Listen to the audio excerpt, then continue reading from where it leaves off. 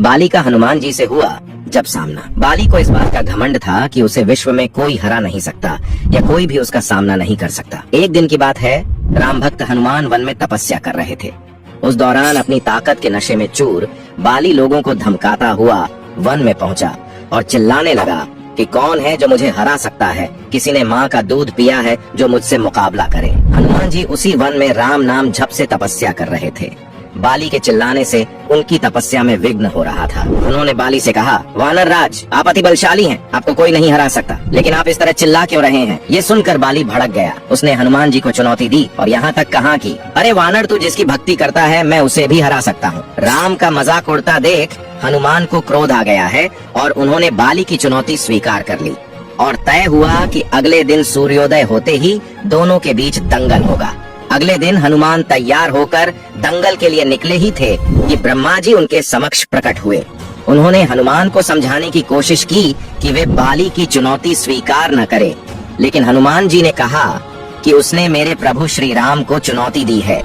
ऐसे में अब यदि मैं उसकी चुनौती को अस्वीकार कर दूंगा तो दुनिया क्या समझेगी, इसलिए उसे तो सबक सिखाना ही होगा। ये सुनकर ब्रह्मा जी ने कहा, ठीक है, आप दंगल के लिए जाओ, लेकिन अपनी शक्ति का 10वां हिस्सा ही लेकर जाओ और बची शक्ति को अपने आराध्य के चरण में समर्पित कर दो। दंगल से लौटकर ये शक्ति फिर हासिल कर लेना। ये सुनकर हनुमान जी मान गए और अपनी कुल शक्ति का 10वां हिस्सा लेकर बाली से दंगल करने के लिए चल पड़े। दंगल के मैदान में हनुमान जी ने जैसे ही बाली के सामने अपना कदम रखा, ब्रह्मा जी के वरदान के अनुसार हनुमान जी की शक्ति का आधा हिस्सा बाली के शरीर में समाने लगा। इससे बाली के शरीर में उसे अपार शक्ति का एहसास होने लगा। उसे लगा जैसे ताकत का कोई समंदर शरीर में हिलोरे ले रहा हो। चंद पलों के बाद बाली को लगने लगा मानो उसके शरीर की नसें फटने वाली हैं और रक्त बाहर निकलने ही वाला है। तभी अचानक ही वहाँ ब्रह्मा जी प्रकट हुए और उन्होंने बाली से कहा कि खुद को जिंदा रखना चाहते हो तो तुरंत ही हनुमान से कोसों दूर भाग जाओ, अन्यथा तुम्हारा शरीर फट जाएगा। बाली को कुछ समझ में नहीं आया,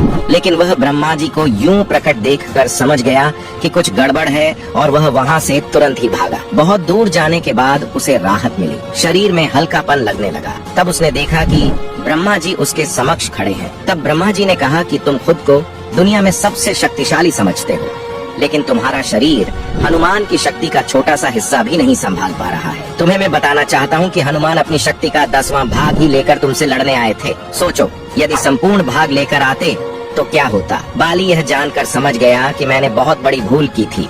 बाद में बाली ने हनुमान जी को दंडवत प्रणाम किया और बोला, इतना बल होते हुए भी हनुमान जी शांत रहते हैं और राम भजन गाते रहते हैं, और एक मैं हूँ जो उनके एक बाल के बराबर भी नहीं हूँ और उनको ललकार रहा था। मुझे क्षमा करें हनुमान।